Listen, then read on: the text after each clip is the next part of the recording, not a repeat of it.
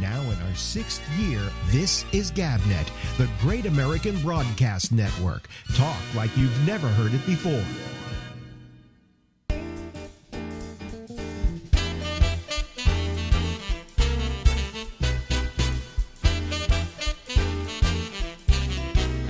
Hey,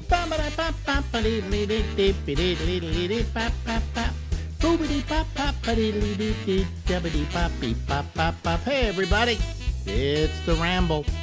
In bright red letters it says Alex, that's me, and we'll be here until midnight tonight. I'm Alex Bennett, and on the other side of me here is Debbie Durst. Hello. Debbie. Good morning, Alex. How are you? Debbie is the spouse of Will Durst, and sometimes I would have to say the funnier of the two. Oh, he says it all the time. But he's terrific. We all know. He's terrific, and he's been a political comedian for how many years now?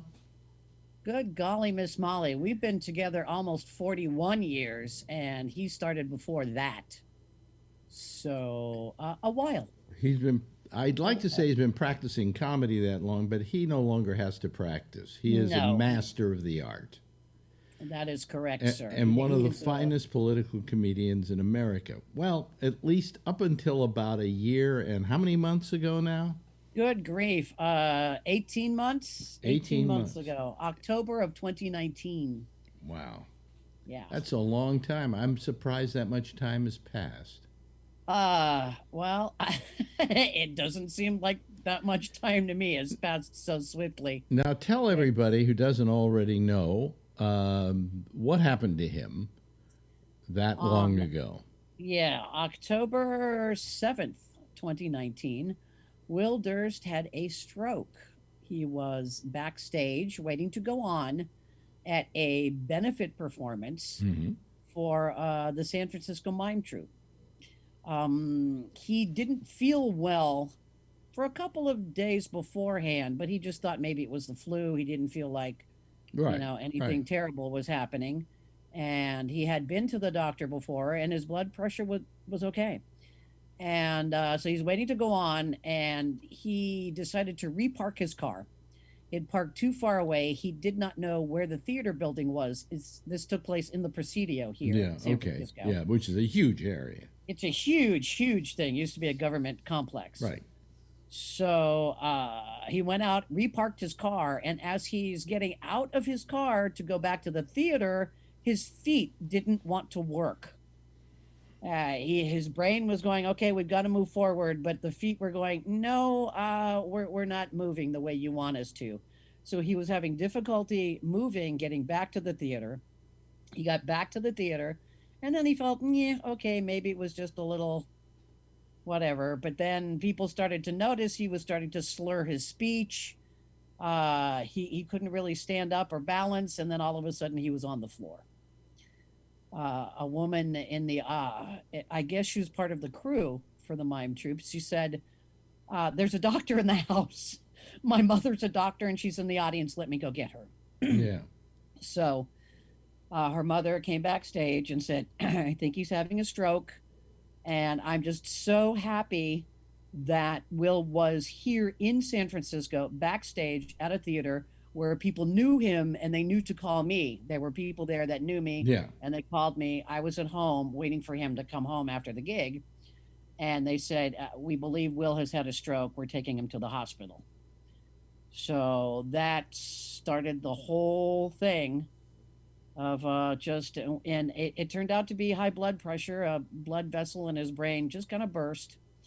He had to go to UCSF, and they drilled a hole in his head so they could put in this thing to, get all the blood and the fluid and everything out. And he spent quite some time in ICU at UCSF. Yeah. A lot of time. Two stints, actually. He was there for 3 weeks the first time. He was ready to leave after the first 2 weeks, but then he got some sort of a brain infection. And they thought they had cleared it up, and he was released to go to an acute rehab unit. And then the infection apparently had not gone away. And I went to go visit one day, and he just wasn't there. He wasn't tracking. So I said, "You get doctors over here. We need to do a CAT scan." And they went, "You know what? The infection is back." So back to UCSF he went, another hole in the head with another drain, and another 6 weeks in the ICU I bet unit. that's going to be an expression you don't use in your home anymore. What do you got? A hole in your head? Yeah. No, really, it's closed up quite nicely. Yeah. But yeah. And there are so many things that I know now, medical terms, things hanging around the ICU every day for 6 weeks because I went to go visit every day. And it was a nightmare, basically a nightmare. Wow. So he was bedridden for 6 weeks, not having any sort of physical therapy. It was a right side brain hemorrhage. If you're going to have a stroke, have it on the right side of your brain because it only affects the left side of your body and not your speech or swallowing or anything that happens on the left side. So his left arm and his left leg not working, and it's been forever to try to get, as he calls it, the leg and the arm to rejoin the band. Yeah. Yeah. And so he's had extensive physical and occupational therapy, and it's just gone on and on and on All and right. on. And here we are 18 months later, and he still can't stand up. He still can't stand up. Now, these things are very weird from what I understand. In other words, one day he might suddenly be able to use that leg. Exactly. Exactly. Or he may never regain the use of it. Yeah. Yeah, that's the way it is. His hand was affected also on the left side. Yes. And he's getting that back. Yes, he's getting his hand is back pretty well. He can squeeze my hand and do things. He can turn his wrist, and we're trying to get the elbow because he was in bed for so long. You get what they call a shoulder drop because you're not moving your arm at all. Yeah. So the shoulder muscles just kind of fall apart. Yeah. So it's all about getting the shoulder back because the shoulder really. So what we're controls talking your about is he's now in a period of intensive therapy, physical therapy. That is correct. Which, by the way, I've had some physical therapy for very minor things by comparison, and it's a pain in the ass. It really is. It is. But you go through it, and so that's where he is at the moment. That is correct. And the prognosis, there is no prognosis, right? Oh, there is no prognosis. His therapists are encouraged. They say, every brain is different, and you can't tell how anybody is going to react. We go to therapy some days, and it's really, really good, and it feels like, you're on a plateau, and then all of a sudden you go up, and then you're on a plateau again, and then it just, there are some days where absolutely nothing happens, and you just go, okay, at least we got out. Yeah.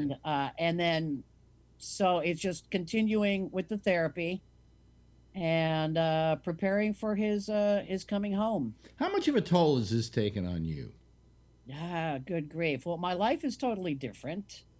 If you're going to have a stroke doing it during a pandemic. Oh, this was a good time for him to do it because he wouldn't be working anyway. Right. He wouldn't be working. Yeah. And I'm not working. There's no comedy. There's no theater. And last year there was no baseball. So there was nothing for me to do. And so I was happy in that respect that I could devote 100% of my time to Will's rehab and making sure everything was okay. Like, it's just a myriad of things, hospitals, the paperwork, there's a binder that's this thick with all of the papers I've gotten from the various insurance companies and all of that. Okay, let's talk about that. I mean, this has not got to be cheap. No, and thank God we're old people and he's got Medicare. Yep. Because those just the 6 weeks in ICU alone, not counting the 3 weeks beforehand, was over $2 million. And now, let's once again say that number. $2 million. $2 million just for the rehab that's going on now. Well, no, it's just for the hospital when he was in ICU. Yeah. Oh, wow. So Yeah. the rehab That's is just for the room. the rehab is even more ongoing. The rehab is even more. Yes. Yeah, and is that taken care of by Medicare? Medicare takes care of 80% Well, of of it. course, Medicare always takes care of 80%, and I've never been able to figure that one out because they should take care of 100%. Why Yeah, is it? should. You know why it's 80%? It's probably the only way they could get it through. When they Right. brought up, they couldn't do 100% because everybody was going, no, we want to compromise 80%, Yeah. which then left 20% open for insurance companies to make a killing. That is correct. Yeah. That would be your supplemental insurance. Your supplemental insurance, which up until I believe the end of last year, it was the end of last year, you and I and people like ourselves were under SAG-AFTRA. Right. And they had a great plan, cost us about $2,500 a year. It included you, it included Will, Yeah. and it was just a gorgeous plan. And all of a sudden, our union decided to abandon us. Yeah. So all of a sudden, you had to scurry around looking for other insurance. That is correct. So and, where the and bill it was a nightmare. Where the bill went from about $2,100 a year, probably has gone up. I would say for you, because it's gone up for me to about $6,000 a year. It's two of yes, you. it's at least doubled, Yeah, and it was very confusing. There was never anybody to offer any sort of help. right. And of course, you're on the phone forever on hold because it is a pandemic. Nobody's in the office. Everybody's working from home. Right. So when you do get somebody on the phone to talk to you about a possible plan, there's, there could be kids in the background, a dog, some kind of, and then you realize, okay, all right, I'm dealing with another human being on the phone at least. Yeah. But it took me 2 days of calling to get through to somebody. To find some kind of alternative insurance.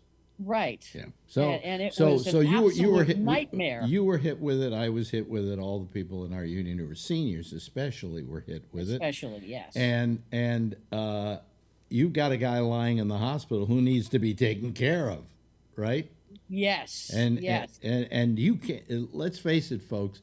It sounds like, oh, hey, Medicare takes care of 80%. Okay, so they don't take care of 20%. What's 20% of $2 million?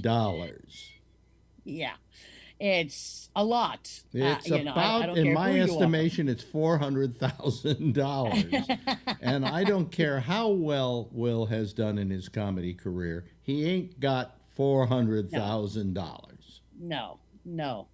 And there are a lot of things to consider once he does come home. Right now, he is in assisted living because it is less expensive to pay rent on a room where he can have 24-hour care than to have him come home and to pay for somebody to come into the house, because the hourly rates they charge are insane, and you're looking at a 6-hour minimum with a lot of agencies. Yeah. And they have lots of minimums. And at this time with the pandemic, do you want a stranger coming into your house? It's so many things. Plus, there's supplies. He needs stuff for his bed. He's wearing the disposable briefs, as we call it. And there's what they call chucks for the bed that go on top of the mattress. Yeah. There's the antiseptic wipes. There's all kinds of stuff that if I buy and take it to them, cheaper than if they order it for me, but I still have to buy all that stuff. Yeah. And then there's all of his meds that he's taking currently, which even with the Medicare Part B, there's a lot of it still. He's got because he was a smoker for 40 years, he's got to do some sort of a treatment every day for his lungs because he's a borderline COPD. And yeah, I always tell him it's one hell of a way to stop smoking, hon. Yeah. Yeah. So there's all of that stuff that you got to pay for, and then getting a stair lift, for the house, so that he can actually get up. Because you have a 2-story house. That is well, it's a 1-story house, but you got to get up the stairs to get inside. Oh, I see. Okay. Yeah, the stairs are inside the front door, but you got to get up. Oh, okay, I know. And then once you're up, you're in. I know that kind of place in San Francisco. Yeah. Was that the place that had like the lever that you open the door with when you were upstairs? No, the stairs are not that steep. Thank Oh, okay, goodness. all right. Otherwise, Okay. I would have needed the chair Because years there were ago. these homes that had these stairs and they had a lever that you would pull Yes. to open the door downstairs rather than have to run up and down those stairs every time you had to open the door for somebody. Yeah, I had roommates at one time, and we had a flat that Yeah. had one of those things. It's Yeah. like, I'm not going down the stairs. It just pull the lever. So where is Will at the present time? And He we is- do interviews with him, and he's lying in bed, so it's hard to tell how he's doing. His brain is there, his speech brain is is totally there, all the most of the equipment he needs to do comedy is there. Okay, That is correct. Yes, he's got. except it's called stand-up comedy, and he can't stand up. Well, he could do sit down comedy. We've seen lots of comedians in their older years come out and sit in a chair Yeah, or, just be wheeled out, and that would be fine. yeah. He's totally there. He'll bring up news. I'll say, "Did you see the?" And he's already seen it. So he's totally up with what is going on in the world. He's working on humor. He's got 2 or 3 ideas for new one-man shows in his head. One of which, of course, has to do with the stroke. Right. And it was just it was not fun to watch him not be able to get out there during this last presidential election. Yeah, but he would have had nowhere to play anyway because yeah. of COVID. So, Right. As I told him last time, the same thing you said. You picked a perfect time to. Yeah, there's no place to go and nobody to go out and see it. Yeah, I mean, it's almost as though he planned the stroke. We laugh, folks, but We laugh because if we didn't, we'd be a crying. lot of us love Will dearly. Most of us love Will dearly. I mean, I don't know anybody who has anything bad to say about Will. No, and people love him. and when this happened, I mean, it hit us all because we know what it's like to have our abilities and not have our abilities is something that we have a great fear of. And the worst thing that a comedian could lose, for instance, would be his ability to speak and to think coherently. That's not a problem. But the other part is getting on stage, and also he considers himself a writer above and beyond anything else. And he can't use a typewriter yet. No. So, or a keyboard. I say typewriter. I'm an old-fashioned guy. Hey, and I'm an old-fashioned person. I knew exactly what you meant. Yeah. So now we have these expenses. And so you started a GoFundMe, which Yes, I I did. saw has raised $145,000 so far. It's about 150,000 so far, but you Yeah. consider half of that is gone Yeah. because the rent on his room and the cost of the stair lift itself was quite expensive. Yeah, but let me And, ask you this question: he's lost. You spent a lot of money at this facility. Is that facility covered by Medicare? No, Why? no, it is not considered a what they call a SNF, a skilled nursing facility. It comes under board and care, which is like assisted living, and you're on your own for that. Really? Yeah. Son of a bitch. So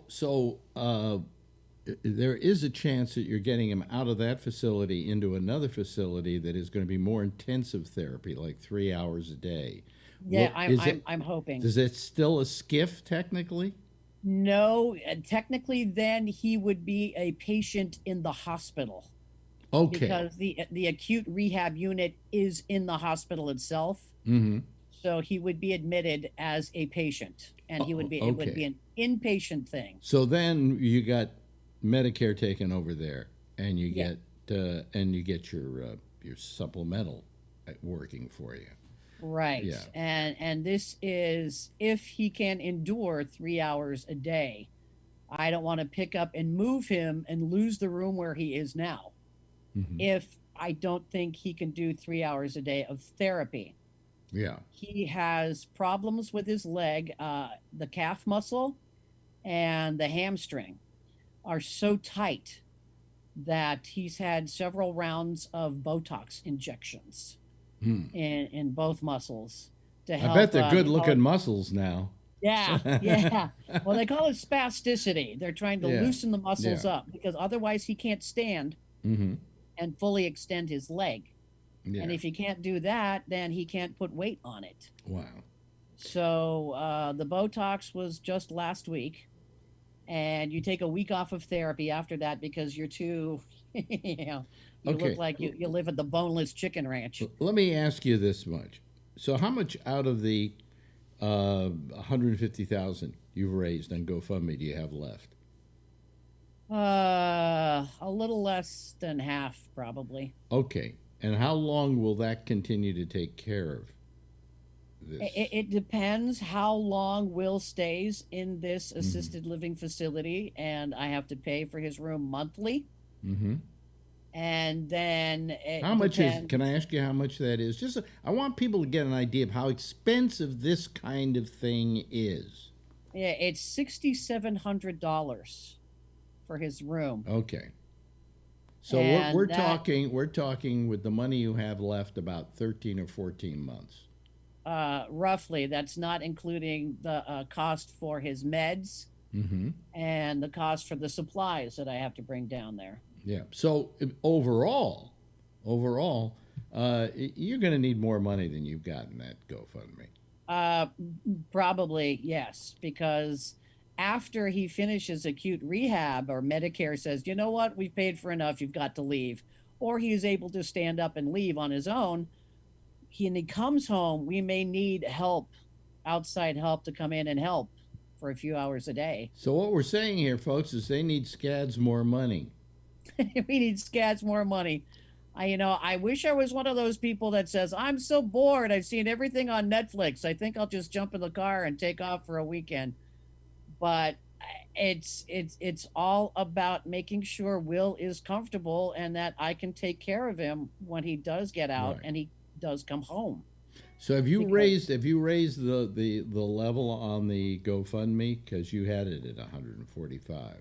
I did raise it. I believe I raised it to 155. Yeah. And I did an update, and people were very kind and generous, and people have been giving again. Mm-hmm. And I may raise the limit again. Where exactly? They go to GoFundMe and they look up Will You look up Durst. Will Durst. Okay, WILLDURST. Right. And it'll come up, it'll say, Will Durst needs your help. Well, the reason I'm putting this thing especially up on YouTube is there are a lot of fans of his that may not even know what happened to him, you know? Yeah. And I want them to be aware of what happened to him, because it's something that could happen to any of us, you know? And we need to get him back in some kind of shape, so at least he's out there doing comedy and doing what he loves best. Okay, and taking care of this poor little woman here. It's not about me, because that's what I signed up for, for better, for Well, listen, worse, I gotta tell sickness you, and health, and all of Debbie, that crap. Debbie, But he's, yeah, you've been an you angel. know, You've been an absolute angel. I mean, he says it. He just says he just can't begin to express how he feels about what you've done for him. And well, yes, you're his wife and you're supposed to do this sort of thing, but some people just don't. You I know, know? but he's my other half. I can't really function without him around. It's just, he's my best friend in the whole world. And I was just lucky enough Yeah. we fell in love with each other. So And I yeah, just want him to be able to get back out there. I know he misses being on stage. I know he misses doing all of his online missives and his columns and all of that. And just hearing from everybody who's donated or yeah. getting phone calls and the love and the joy that he has spread, I just know that he's got to get back out there because so many people need to hear his voice. That's right. He had a very important voice, and We love him dearly, and we still talk to him. We put him on the program. I figure having him on is kind of therapy, so I'm going to send you guys a bill. And since you got all submit it to Medicare first. Submit it to Medicare first. And what they don't pay, you can take out of the GoFundMe, because I'm sure you're getting absolutely wealthy out of GoFundMe. It's a shame you have to do a GoFundMe. It's a shame we don't live in a country that doesn't take care of 100% of this, no matter where he is, whether it's a nursing home or whether it's a hospital. But we don't live in that kind of country.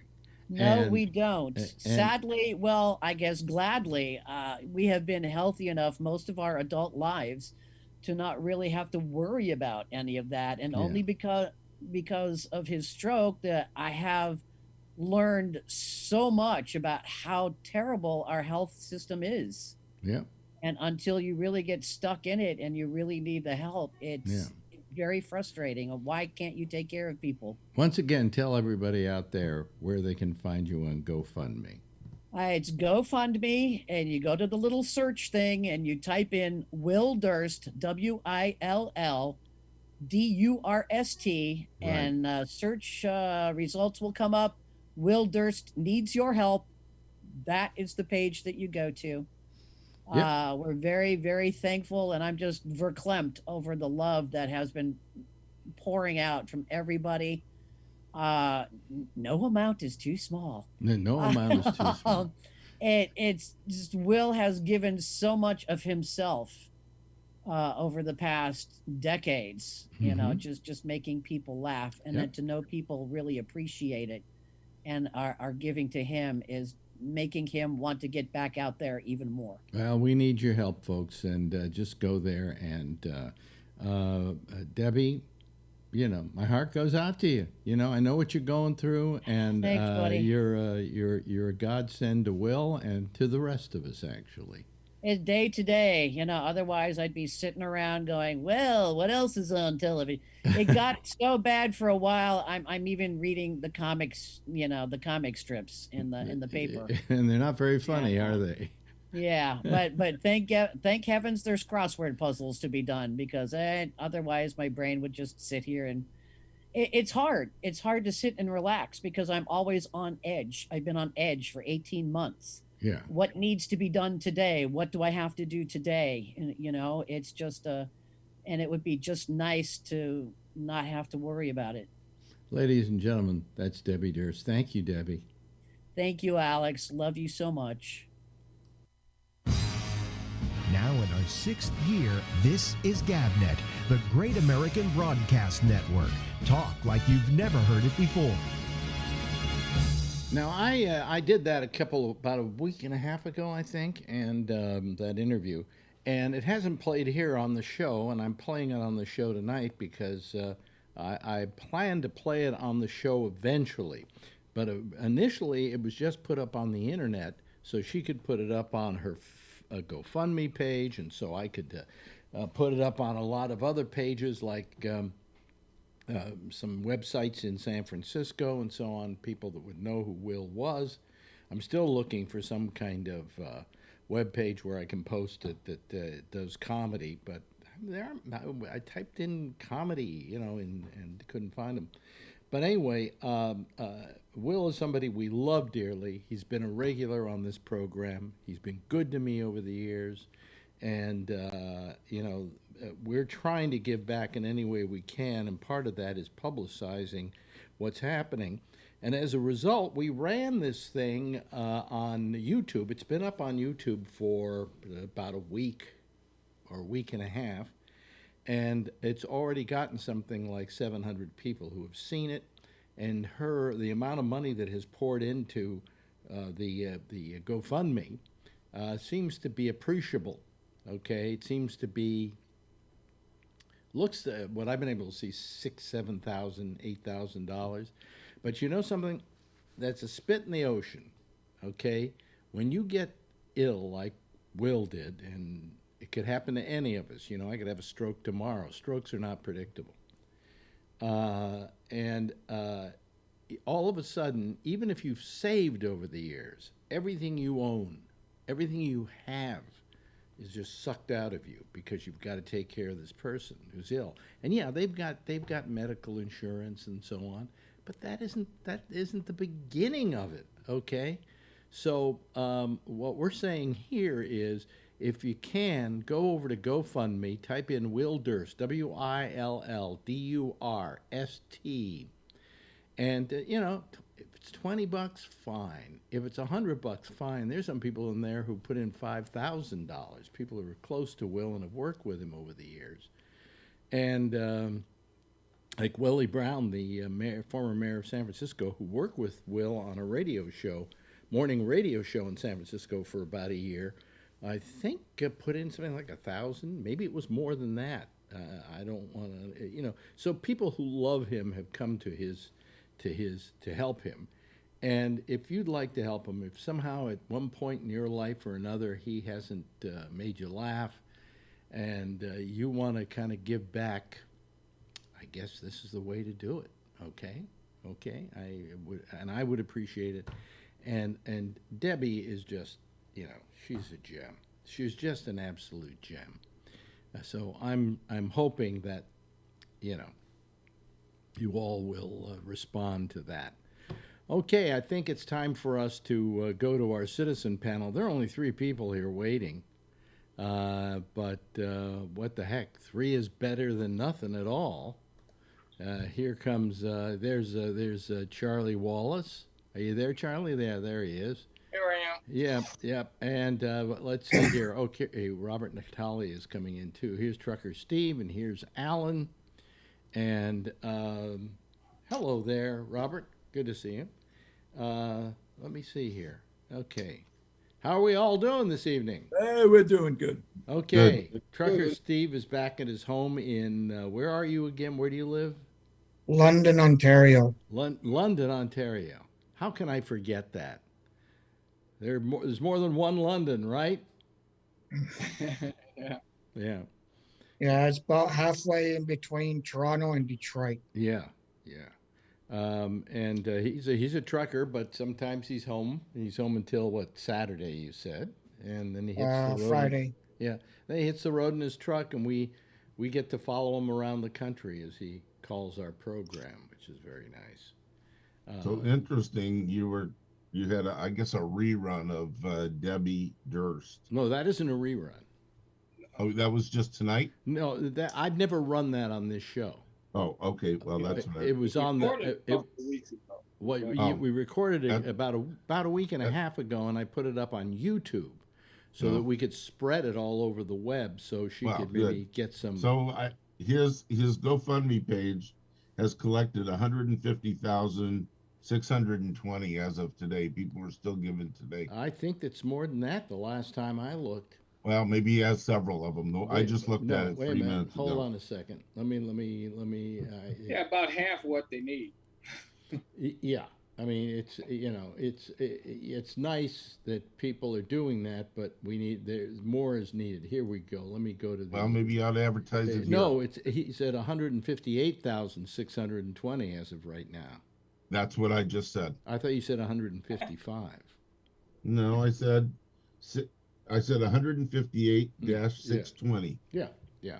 And, yeah, good. We agree. She's raised the goal of 160,000, and she raises that every time they reach that. She once just put up 75,000, and it's gone up to this, and we want to see more because I got to tell you, this kind of thing just ain't cheap. No. Medicare for all. Medicare for all. Yeah, but it isn't cheap.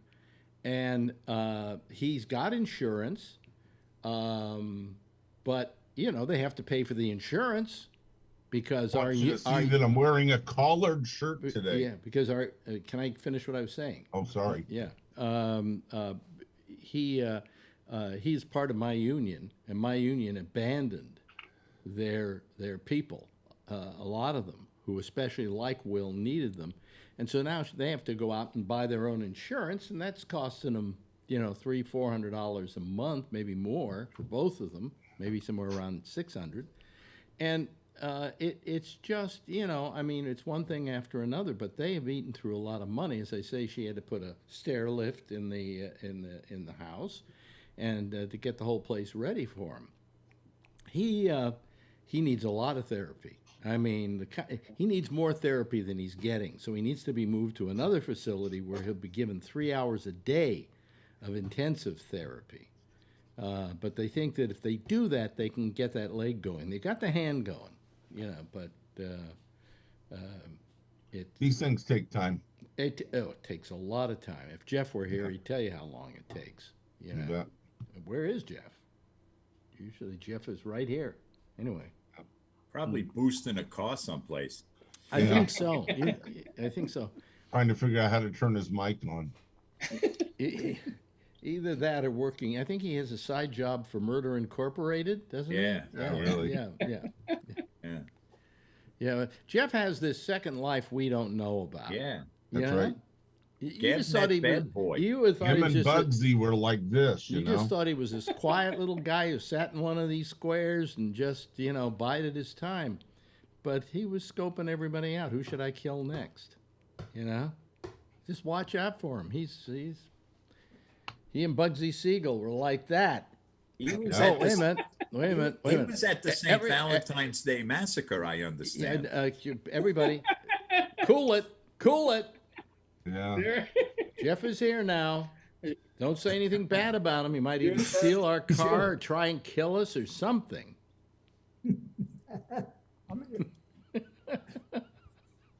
We hear that you're the long lost brother of Bugsy Siegel. Yeah.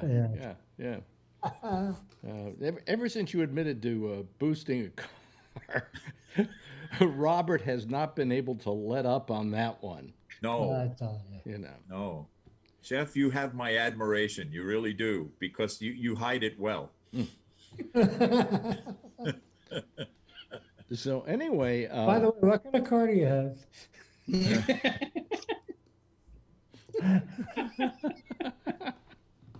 I don't own a car. Do you keep That's what Alex says I think you keep all the the key time. under that fake rock in the front of the house, don't you? Yeah. Yeah. You ever remember those fake rocks where you'd hide the key and they look like a fake rock and you go, look, place do they put their key? You know? Oh, man. Oh, tired again today. I don't know what it is. Marjorie was sick today.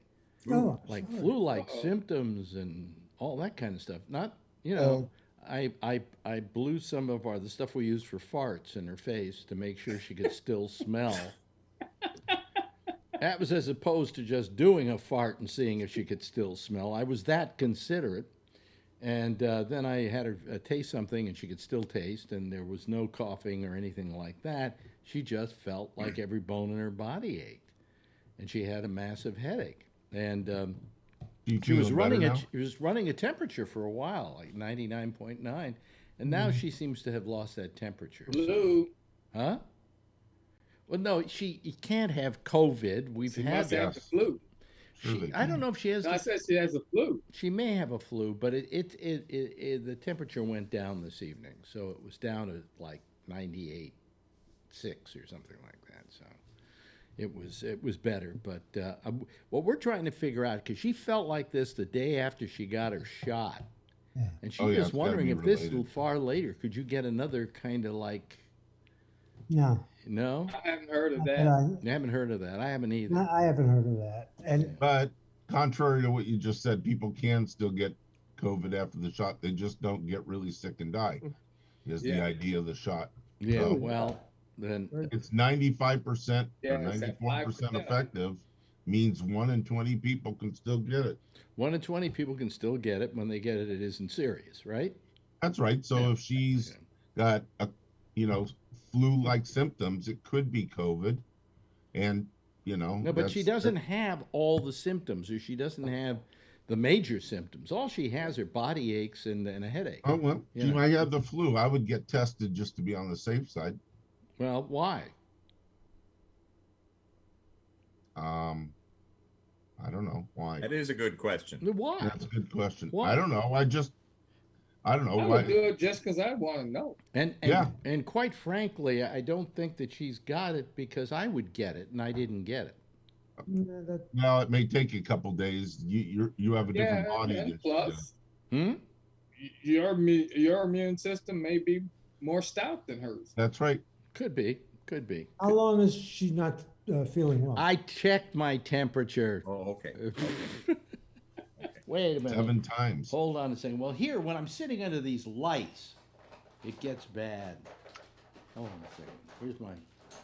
Oh, here. You know, your ass is probably not in the lights. You could do a rectal thermometer.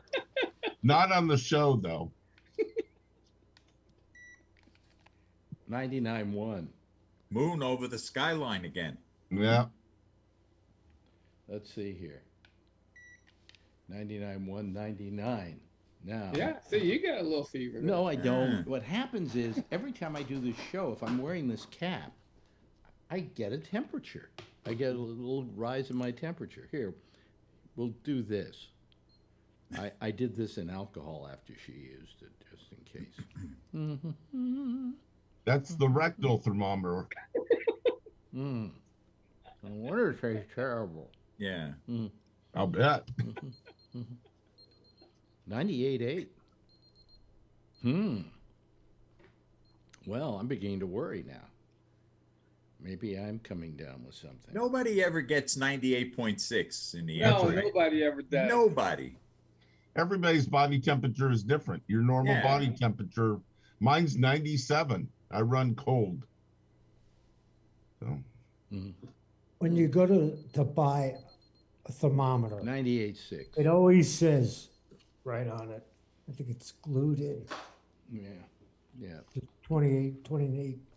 Well, I don't have any aches or anything, so. Oh, I know. You know why it's high? Yeah. I've been your drinking cold that. cup of coffee. Huh? Your coffee. Yeah. So, Yeah, that's why it's high. Not the hat, not anything else, just the coffee. 98.4. Okay. It's coming down. Yeah. See, I Look told what we do for you. We lower your fever. More people ought to get on the show when they're sick. 98.5. All right, let's see here. What is it? Oh, 99.5? Come on. What is that? Let me see here. Admit Kevin. Here comes Kevin. Hold on a second. Isn't this interesting, Josh? Mm-hmm. Huh? Isn't this really interesting what I'm doing here? Okay, 99.2. Wow. That's 99.1. Well, you know, it's, maybe I've got something. I don't know. Or maybe the thermometer is not reliable. That's true. No, it's What do you want reliable. for $12? Where's it going? Who suggested he takes his temperature? This is the one for 20 minutes now. This is a new What format. are you eating? 98.6. So I'm fine. Quit while you're ahead. Yeah. Well, Yeah. you know, I think I'm still warm from the coffee. Don't you want a third opinion? Get a third thermometer. Get a third. Oh. 98.1. 98.2. You're all over the place. I'm fine. Yeah, I'm really? Fine. I'm fine. Oh. I'm fine. But she was running a little temperature, you know. So, Okay, well, hopefully she's feeling better. well, you know, I hope I don't come down with it now. I don't think she has COVID because she hasn't gone anywhere where she could get it.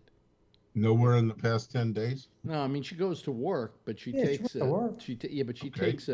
takes a car, a lift to work. And somebody that was in the car before, I mean, there's a lot of possibility. If she's been home like you, Why can't you And not say step- no? It sounds to me like she probably doesn't have it. Why do you always have to come up with the worst case scenario? Yeah, she's got it. Is she close to because dying? I'm Jewish and that's what we do. You know, she could be dead in the morning. Check her pulse. Yeah, you're always good news, Alan. Thank you. Yeah. Always good news. Hello, Kevin. Hi, Alex. What the fuck were you eating? What do you mean, what the fuck was I eating? Had something in your mouth that looked like it was going back to the back of your brain. No, that was my we're taking my temperature. With a rectal thermometer. Looked like it was far enough down your throat.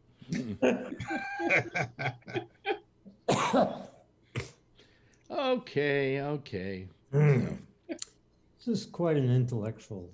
This I hear today that Sanders is upset that Trump has been kicked off of Twitter.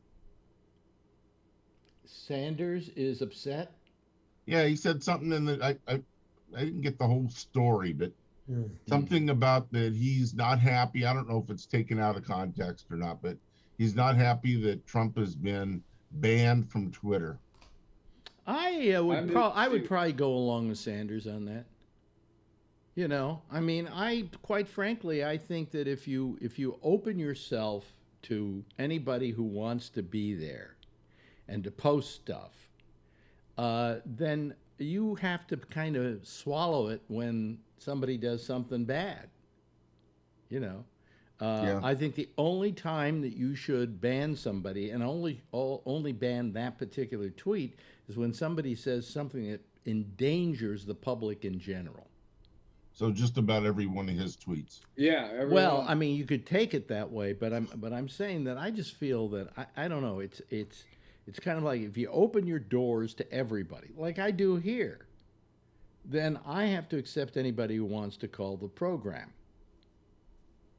except a couple of people I've kicked off it. But anyway, but you get what I'm saying. I mean, if you say this is an electronic Hyde Park, as it were, I don't know if you know what I'm referring to. In England, there's a place called Hyde Park where people get up on soapboxes and can say anything they want to on a Sunday. Okay? Wasn't Jack the Ripper born there? Oh, yeah. Never mind. We're back to bad news again. Yeah. But anyway, so I mean, I don't know. What do you think, Josh? You're the constitutional guy. What do you think about Trump getting banned from Twitter? Yeah. I mean, at first, I guess that was like forever ago. I thought that was over, but I mean, they're allowed to do it if they want. I mean, I don't see any problem, you know, with the fact that they want to do it because of, you know, what he does and what he is. If he violates their policies that he agreed to, then, you know, they tell you at the very beginning that they reserve that right, and you click that accept button or whatever. I suppose what aggravates me, and you can get into a long conversation about this and it would be worthy, but what aggravates me is many of the same people that come to his defense and say they have no right to kick him off of Twitter are the same people that say that a business owner has the right not to bake a cake or sell a flower to a person who is gay simply because the person is gay. So they contradict their own set of beliefs or their own logic. I mean, yeah. If you think it's okay to do both, fine. That's a fair philosophical argument.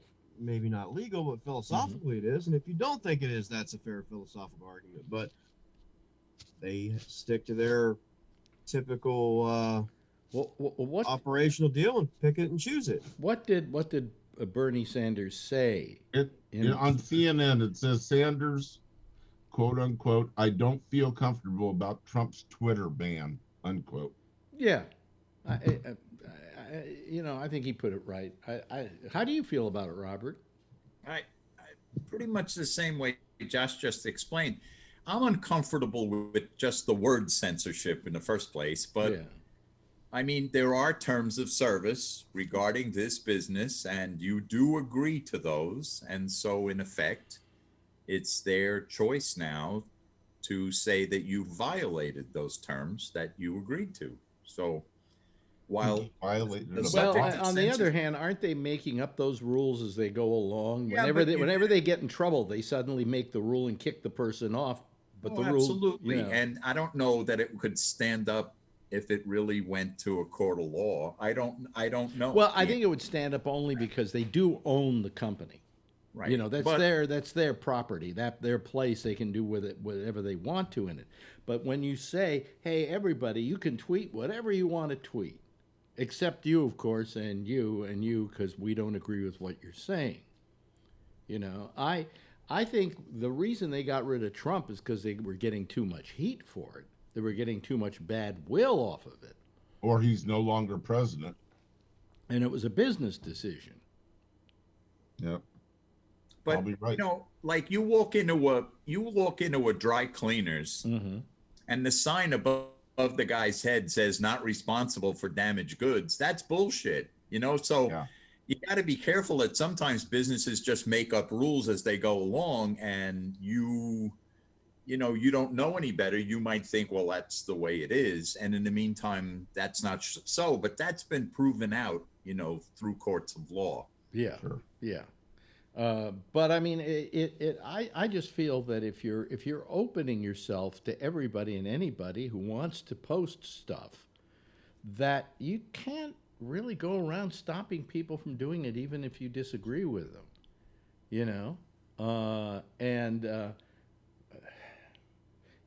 I mean, I think about Alex Jones, for instance, and I was going to bring that up. Yeah. We talked about this with Alex Jones about a year and a half ago. Yeah.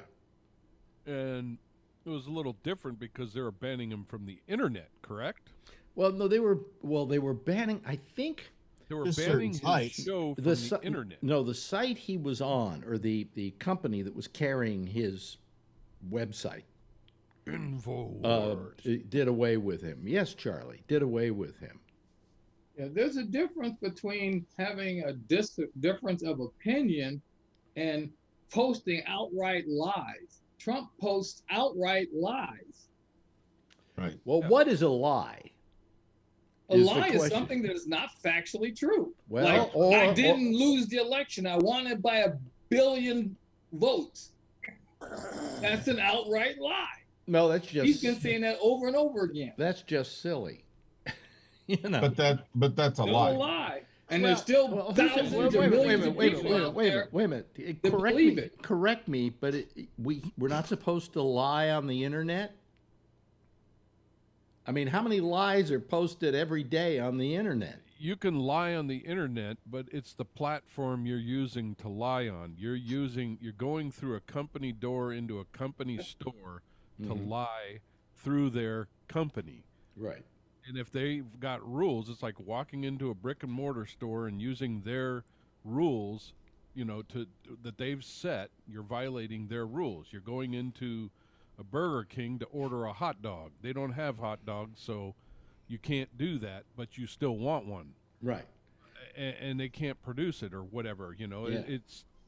It's not on their menu, and you've set up the menu, you've set up the rules, and if you violate the rules, you can't do it here. So go somewhere else and do it. Okay, but let me bring up. That's what Parler was for, right? Well, you go to Parler. Yeah. And they let you do it there. Yeah, but then Parler got closed down because everybody who is on the internet has to go through certain portals in order to do their website or whatever. One of them happens to be Amazon Web Services, who I use for one of my things, which is the Roku channel. And there are only a certain amount of those, just a handful. Like you probably count them on your hand. All right. So if all of them suddenly decide we don't want Alex Jones, then Alex Jones doesn't have an on-ramp to the internet. And so you are de facto censoring him. Now, here's the thing that I want to bring up. All these companies would like to state that they have, what was the term that was once used that I used to use a lot because it was part of some of the stuff that we were doing.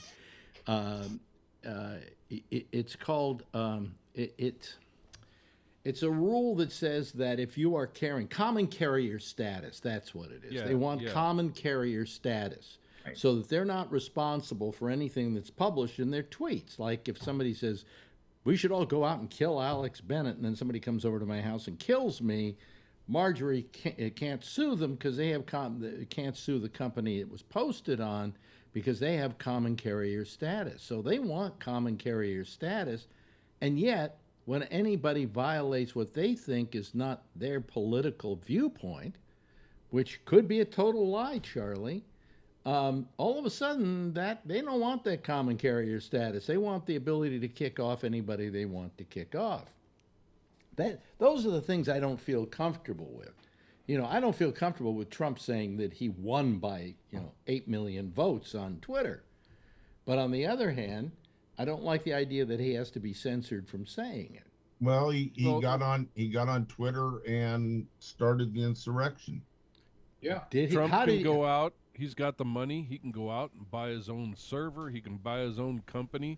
He can start on the internet with his own network and spew his own bullshit. I don't think he's got the money to do that with. And No, it doesn't matter. Secondly, that's how he would do it. Secondly, and he then would. everybody can jump onto the Trumper, and for Trumper, and sign up for his rules, and they can post on his little platform. Well, they could do then that. Everybody can have fun there. They could do that, but the fact of the matter is that he still has to go through one of these other portals in order to put that on. He can't just suddenly start his own portal. Not necessarily. The internet is still the Wild West. You can still do that on the internet itself. I don't think it's that easy any longer. It probably isn't, but that's the way it works. There used to be a time where everybody used it like crazy. In fact, the internet was originally used illegally by people like myself who found out it existed, and so we just hitched onto it and used it. Yeah. It was like for the longest time, GPS was run by the government, having satellites up there so they could transmit to various places. And all of a sudden, we found out that you could use it to find out where you were on the globe. So we started using it. So then the government, in order to stop us from using it, threw it off by about 50 feet. So it would be harder for you to exactly hone in on something. Eventually, they gave up and said, "Okay, the public can use GPS." But all I'm saying is the internet initially was a group of colleges, universities, and hospitals who were all linked together. And it was called ARPANET, I think, initially. And then it became the internet, and people like myself learned you could use it, and somebody taught me how to use it, and so all of a sudden this whole new world was open to me. But the fact of the matter is that then these companies came into being, like Facebook and Google and so on. And when they were small, they'd take on all takers. Trump could say anything he wanted to. They didn't care. It was good for business. But then when it became bad for business, or they became assailed for it, or all of a sudden they're sitting there in front of a congressional committee trying to excuse the behavior, well, all of a sudden we got to get rid of Trump. We got to take him off. That's what I feel uncomfortable about. I don't like Donald Trump. I don't like anything he had to say. I'm sorry that he had an outlet for it, an outlet which could cause harm to other people. But still, if this is an open forum, it's an open forum. No, I don't disagree with you.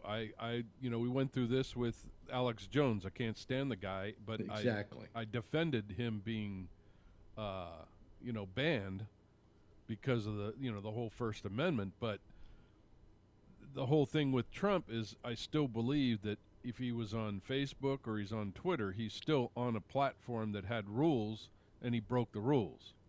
Well, he wasn't breaking the rules. They just felt he was lying, and so they made a comment every time they thought he was lying. They would put a little thing on the bottom saying, this hasn't been fact-checked, blah, blah, blah, blah, blah, which I felt was kind of like saying, well, this is a lie, and we're choosing what's a lie and what isn't a lie, and let's face it, what's a lie?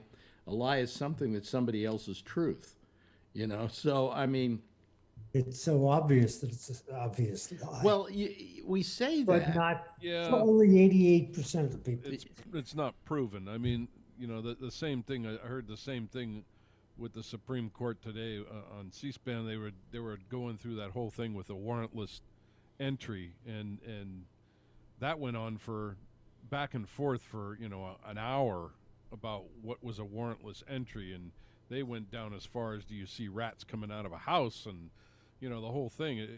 You can sit there and make excuses all day long on what's a lie and what's not a lie, what's proven, what's not proven, but at the end of the day, they have rules, and the rules were broken as far as I could see. Yeah, but and when you set up but there we're talking about the law. Here we're talking about business creating an on-ramp for you and I to say things. I guess you'd have to look at all those fine print rules and see what's in there. And do we read that shit? No. No. I Oh, mean, listen, how many times? That's How the many problem. There's times? probably there might be something in there that says you can't lie. Oh, And if how you- many times you have you can't- agreed? bullshit. Have you agreed to the Apple terms of service? Oh, sure. And Oh, yeah. if you ever You'd be started to there for- read it, for it would days. take I've you. tried to read that. It would take you days to read it, and I think somewhere in there they own your firstborn child. Yeah, I believe, and you if know. you don't get what you were going for. And are we responsible? By forget the what way, you're going good question. Are we responsible for violating those terms of service if they're so unwieldy and so long we don't have time to read them? I mean, if it was like, one or two sentences, that's one thing. But when it's like, 200 pages of legalese, are we then responsible? Oh, that feels so good, John. Oh, good. Keep doing it. Oh. Here, do me. Wait a minute. I thought he was. You said it feels so good. Well, my eyes are burning tonight. Alex, radio is different, but talk about your own career. When you worked at Sirius, I assume that in your contract there was some kind of behavior clause or something along those lines that restricted you from doing God knows what. They're usually called morals clauses. Okay. Yeah. And I argued once with one station when they wanted me to sign this contract that had a morals clause in it that what I do for a living is everything that goes against the morals clause. In other words, you want me to get ratings, but you want me to have morality? Are you out of your mind? Yeah. Which do you prefer? Yeah. I said, you want my bad behavior. That's what you're buying. Right. But I don't know if I had a morals clause at Sirius XM. Okay, but you couldn't preach that someone go and assassinate the president, for example, because that would be covered by the same restrictions. That's covered by other laws. Right. I would be restricted equally. But The thing that was always said to me was, at least with Sirius XM, is don't do anything that's illegal. Okay. In other words, if I said, let's go kill the president, that's illegal. Right. All right. But don't do anything that's illegal. And that's everything else is fair game. What if you It's okay trash for the a president. sponsor? What if I trash a Trash sponsor? a sponsor. Well, I would never do that, mainly because I'm a whore. Yeah, right. Okay. No, I would never do that. I would never. What I did for a while, I had in all my agreements with stations. I even had this with Sirius XM. That if I didn't believe in the advertiser, they could run the ads on my show, but they could only be recorded. If they wanted me to do what they call a live read, I had to approve the sponsor. And if I didn't like the sponsor, and I had a real problem with them with one flower outfit, that they sent me some flowers to show them how good their flower delivery was, and the flowers came and they were all dead. Now we know the reason that you were dismissed. And the next day I went in and I said, And I can't do an flowers. ad for these people because I can't tell my audience who believes in me that this is a good service when I got the flowers and they were dead. Yeah. So they were kind of mad that I wouldn't do a live read. But I said, if you want to record them, fine. So they had somebody else record them and play them on my show. But I mean, I always had that agreement with in San Francisco at Live 105 that I could do that sort of thing. So I wonder how many people in your business can get away with that saying. I wonder how many people in your business even today can get away with saying, if they want to be a DJ here or work here, dictating what they're going to say and not say. Yeah. Well, here I was wondering where Brian Neary was, and all of a sudden, here he is. Yeah, he's been coming on lately. I think probably because he has to deal with his family. How dare you? Hello, Brian. He's in the Hello. dark. How are you? Good. I'm trying my new setup here. Your new setup. Different. Ooh. Oh, what is I it? Sound like he got a cold. Got a bunch of stuff from work for at home, so playing around with it tonight. Oh, I see. Okay. Well, what is the new thing you got? I know it's just all my HP setup, so it's all the screen and everything, not going off my laptop. Oh, good. That makes life much better. Okay. Well, good to see you again tonight. I was about ready to say, I wonder where Brian is, and then all of a sudden, there's Brian. Your voice is different. Yeah, his voice is a little hollow. How about that? Is that better? Yeah, you're probably using your camera to do the voice, the sound, right? Yeah, I think so. I have a speaker coming too, so they give me a whole bunch of stuff for working at home. So. Oh, okay. All right. Yeah. Anyway, we were talking about Trump and the fact that Bernie Sanders says he doesn't feel comfortable with him being banned from the various. I thought Trump was a billionaire. Can't he start his own network and everything? Well, we were talking about that, but as I said, they really have to go through a lot of other companies to do that, and they could all reject him and say we don't. He's a billionaire, a couple times over. By the company. Yeah, he's a questionable billionaire. I mean, if he was a billionaire, why did he tell people to send him money? Yeah. Why did he take it? Yeah. And why did he take it exactly? So I don't know. I feel a little uncomfortable. I think, as Robert suggested, with anything comes even smells of censorship, and this kind of is censorship of a sort. I mean, it's against somebody who we hate and we don't ever want to hear from again, and we really don't want them to have access to these platforms. But what use are these platforms if he doesn't even have a voice on it? I mean, well, what use do these platforms have anyway? Because let's face it, they suck. But hasn't it been nice? Huh? Hasn't it been nice not to hear from him? Nice to hear. Yeah, no, it's good. It's good that we haven't heard from Trump, but he says he's going to start his own. I don't know. Country.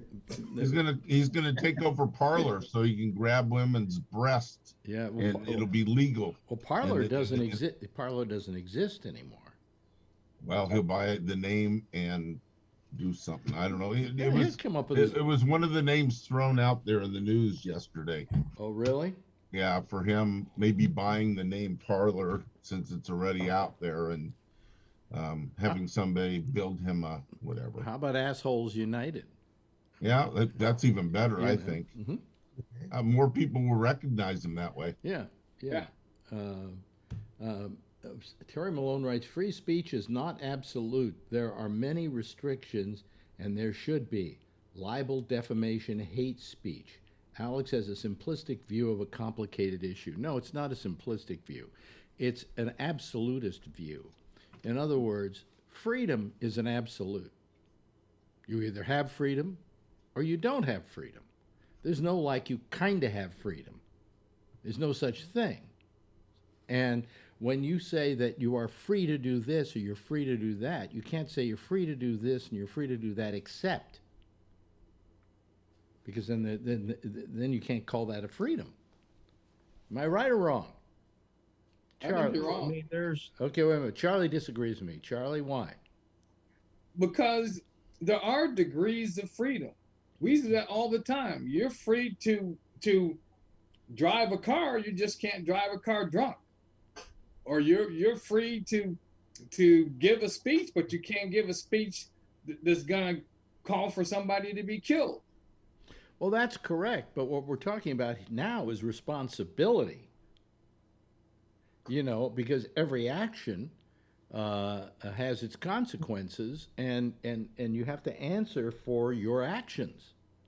Oh, right, but I mean, in order to protect the society as a whole, at least some part of government's job is to impose some restrictions to protect society. I mean, there is, what some people would believe is in, some natural laws, and then we have our man-made laws. And I mean, so freedom of speech, for instance, is not absolute and total, and it really I mean, it can't be. I mean, if freedom of speech was absolute and without any restriction whatsoever, many of our laws would not be enforceable. I mean, you could call 911 and waste the police time, 100 times a day by saying, "Yeah, 911, hey, there's a man in my driveway waving a gun around," and they could show up, and you could say, "Oh, I was just kidding," and your defense would be, "Well, I have the right to say anything that I want that comes out of my mouth," or some other ridiculous hypothetical like that or whatever. But so I mean, even the framers were okay with, some restrictions. I mean, in some ways, that was the big argument that they had over the Bill of Rights, which was that if we enumerate rights, someone will come along later and say, well, then you only have the rights that they enumerated. Those are the ones that they chose. Everything else is fair game. Mm-hmm. But that's not what we decided on eventually. We decided on a sort of a fluid system where you're free to do anything you want except these restrictions that our government has been allowed to put in place. They've been allowed to put them in place by us, by the society as a whole. Mm-hmm. They're very difficult to change or take away. They take super majorities.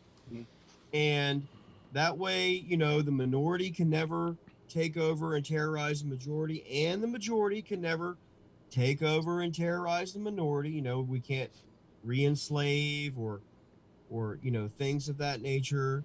So I mean, and then in order to keep those in check, we set up a lot of other systems like courts, for example, where you can seek redress, and then there's 5 or 6 layers, so that if the government was ever going to take your rights, they would literally have to win in court 5 or 6 times. They would have to convince, by the time it was done, with the Court of Appeals and the Supreme Court, dozens of judges, and spend a lot of money to do it. It's difficult to take them away. Mm-hmm.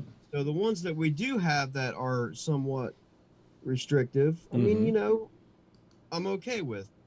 I'm sure that there are laws on the books or restrictions that we all find absolutely ridiculous. And there are other freedoms that I find are absolutely ridiculous and have completely been misinterpreted. I mean, I think it's ridiculous in this country, for example, that if you're in pain, if you're in legitimate pain, and you want to buy a Percocet, which will do nothing to anyone other than yourself, you can't do it without going through a shit ton of work. But if you'd like to buy a weapon, well, they're on special today, 2 for 1, and they come. I mean, so we have to work on that. Yeah. That's the way that it is. At one time during the pandemic, early on, it was easier to buy guns than toilet paper. Yeah. And that's the truth. Yeah. It's unfortunate, but that's the truth. Well, I just think, all I'm saying, I guess what it is I'm an anarchist. I really am. An anarchist. Because I honestly believe that in a decent world, you wouldn't have to have any rules. People would use their own moral compass to dictate what's right and what's wrong. Right. But we, unfortunately, I also realize, that's the same point that Madison made at the convention. When he said, "I wish we didn't have to do this," but men were and people make rules. The reason I'm an anarchist also is that because a lot of the rules that people make, they make to protect their own interests. They don't make them to protect other people. I mean, you can't say that most of the laws in this country protect, as an example, black people. They just don't. And so I'm supposed to say that I'm all for law and order when the laws, some of them are absolutely horrible towards a race of human beings? I don't think so. I'll tell you something else that was bothering me today. Maybe people want to talk about it. And that was that I suddenly realized, that white lives matter. And the reason I said that is because all the people that got killed in that grocery store in Colorado were white. And I started to think about the whole idea of, and then I started watching something with Cuomo saying, oh, we've got to help black people get inoculated, and somebody else saying blacks this, blacks that. And I'm going, don't they understand that this is not a black, white, Asian issue? It's a wealthy versus poor Exactly. situation. And that the people who aren't getting inoculated, yes, a lot of them are black, but those blacks are also poor. You don't think Beyonce hasn't gotten her shot already? You know, but they're poor. And so why do we suddenly have to say black this, you know, Asian that, when really we should look at it as a totality of people who don't have the privileges that other people have. Yes, Robert. Like good medical care. Yes. Robert. Okay, I'll take a swing at this.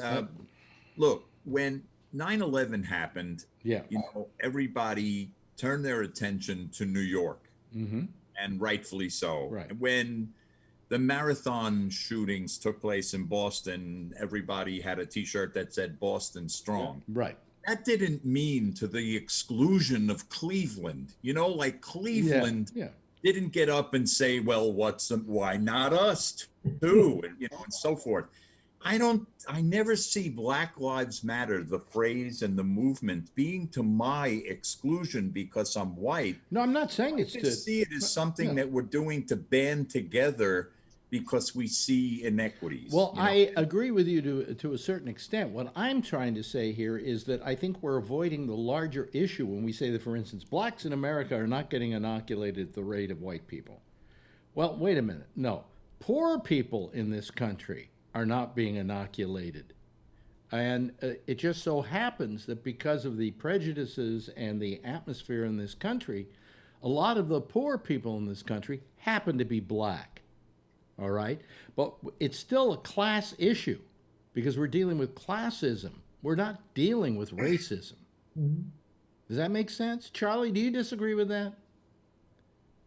Sorry, I was reading some of the comments there. What were you asking? I was saying that it isn't racism that's the problem. It's classism that's the problem. Well, both. Yeah. Because one of the reasons that you just said it, more black people are poor. That's right. Well, that's a racial thing. It's a racial thing, but what I'm saying is that there are also a lot of poor white people who also don't have access to the vaccinations. Yes. There are poor Asians.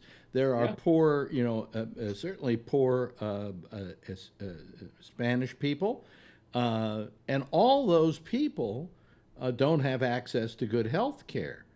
And so why we single it out and say we've got to go to these black communities and do this? No, go into the poverty areas. Go into any area where poverty exists and build up the medical system in those areas, you know, and the rights of those individuals. A lot of blacks and Latinos in this country do not have good medical care. And who do we trust when we have a medical problem? Our doctor. They don't have a doctor. That's right. And they don't have a doctor. They don't have a doctor because they're black. They don't have a doctor because they're poor.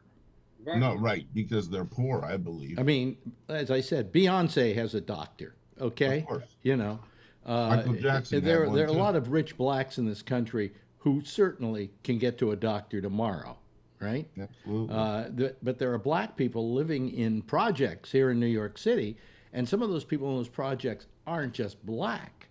They're poor whites, they're poor Asians, they're poor Mexicans. And it all depends on where you are, too. I mean, in Harlem, you're going to have a preponderance of blacks in the projects. But in another part of town, you're going to have Hispanic people. I won't say Hispanic. It's a bad term to use. George Lopez told me once, he said, don't use the term Hispanic. And I said, why? And he said, can you tell me where Hispaniola is?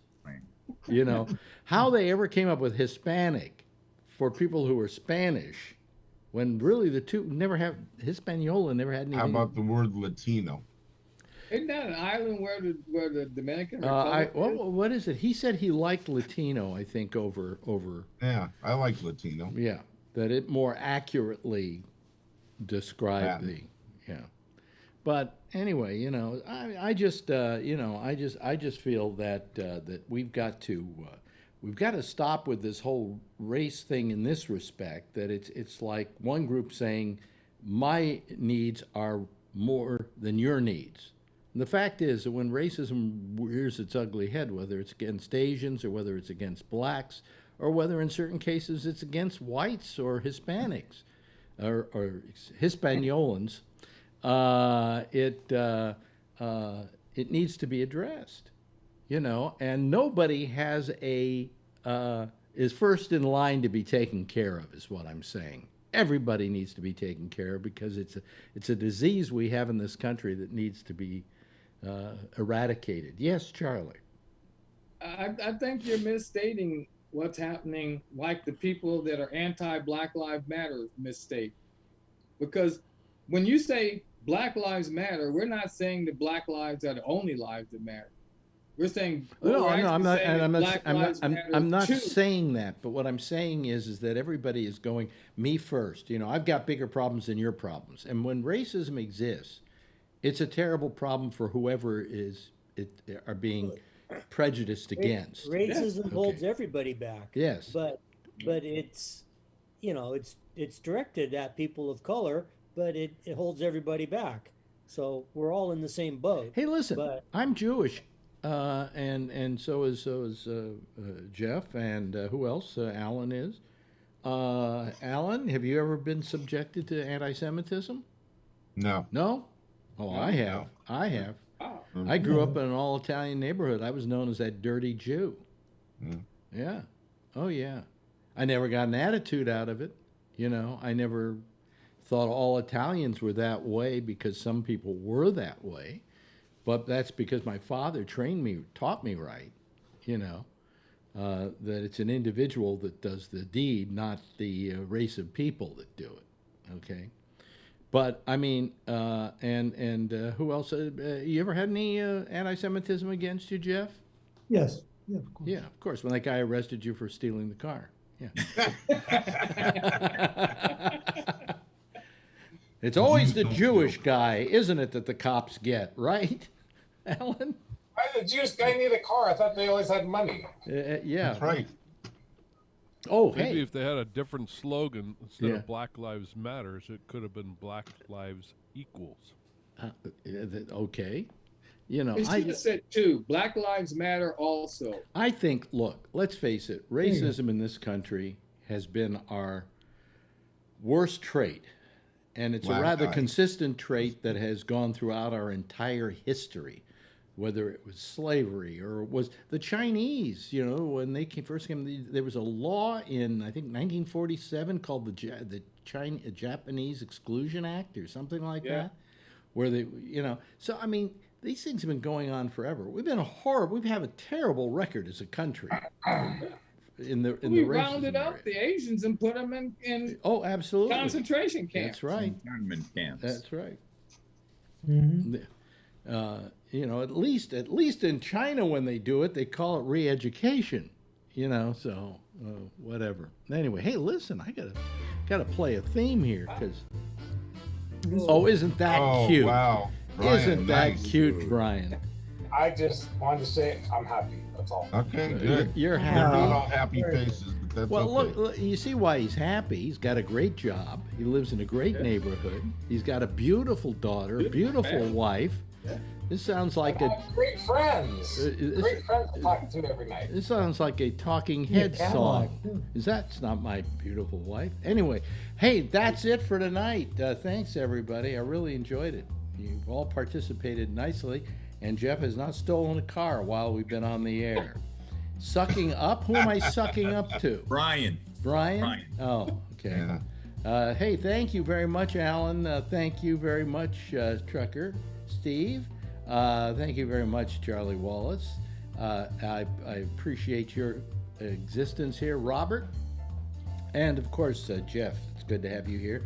Always good when Josh shows up and puts in his 2 cents worth about things that are legal or illegal.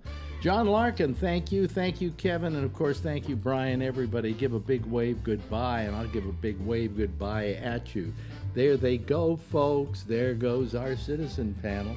Anyway, I'm sorry about my eyes tonight, folks, but I've been having, it's allergy season on top of everything else, and my eyes are just a wreck.